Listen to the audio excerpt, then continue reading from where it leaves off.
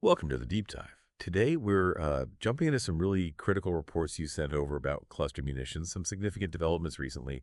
Our goal here is pretty simple, to unpack these sources for you, get a handle on what these weapons actually are, and sort of explore the bigger picture. Basically, give you a quick way to get up to speed on this. Okay, so the core of what you've given us points to these alleged uses of cluster munitions in the Israel-Iran situation. Specifically, there was this Israeli military report, June 19th, 2025. They said a ballistic missile, apparently from Iran, had a cluster munition warhead. It released these submunitions over central Israel. And the sources really stress this point. It seems to be the first reported time these kinds of munitions have been used in this specific conflict. Yeah, and what really caught everyone's attention, I think, was what happened the very next day, June 20th. One of these cluster bombs, part of maybe 20 or so, reportedly hit a daycare center, the Kol Shabbat daycare in Be'er Sheva. Now, the reports say, thankfully, it was after hours, so no kids were there, no casualties reported, which is just incredibly lucky, but it caused severe damage windows, walls. And that specific incident hitting a daycare really ramped up the global alarm about, the risk to civilians. These weapons are just inherently indiscriminate. Right, that daycare detail is chilling. So, okay, let's unpack this a bit more. What exactly are cluster munitions? Why all this concern? Well, basically, a cluster bomb isn't just one bomb. It's more like a container, right? It opens up, usually midair, and scatters lots of smaller explosives. These are called sub-munitions, or bomblets. They spread out over a really wide area. Think like multiple football fields sometimes. Okay, covering a wide area. Exactly. But here's the notorious part. A significant number of these little bomblets often fail to explode on impact. They just lie there. They become duds. Duds, yes, but still potentially live. So they essentially become landmines, creating these huge, dangerous areas long after the fighting stops. We call them explosive remnants of war. Civilians, especially kids, can stumble upon them years, even decades later. It makes farmland unusable, prevents people from returning home safely. It's a really persistent danger. Okay, that makes sense. It's the lingering threat. Yeah.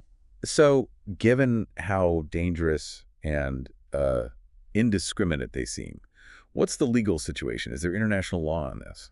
There is, yeah. And it's pretty clear but also complex. Because of that indiscriminate effect and the lasting danger from the duds, cluster munitions are banned by the 2008 Convention on Cluster Munitions. Over 120 countries have signed on. They've agreed not to use them, produce them, stockpile them, or transfer them. Over 120, okay. That sounds like a lot. It is a significant number, but, and this is the crucial point your sources highlight, some key military powers haven't signed it. And specifically relevant here, neither Iran nor Israel are signatories to that convention. Ah, okay. So they're not actually legally bound by that specific treaty. Correct. They're not party to it. So while there might be broader principles of international humanitarian law about protecting civilians that still apply, they aren't bound by the specific prohibitions of the Cluster Munition Convention.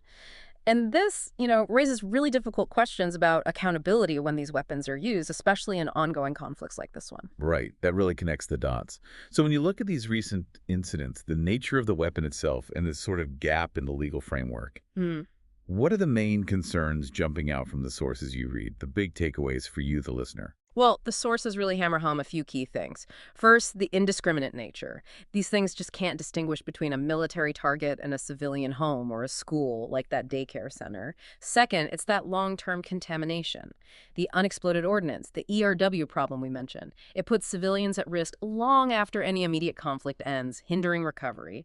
And third, it boils down to these serious humanitarian, moral, and legal questions. Even for non-signatories, using weapons that predictably cause such widespread civilian harm raises profound issues under the general laws of war. Deploying them in populated areas is just highly problematic. Yeah, it seems clear now we've gone from those specific reports to understand the weapon and now seeing this tricky legal situation. Definitely gives a much clearer picture. And maybe a final thought, just stepping back a bit. This whole situation really throws into sharp relief that tension, doesn't it, between these international agreements trying to minimize civilian suffering and the reality of sovereign nations making military choices outside those specific rules.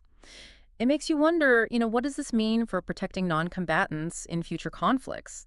How do these norms evolve when major players aren't formally signed on?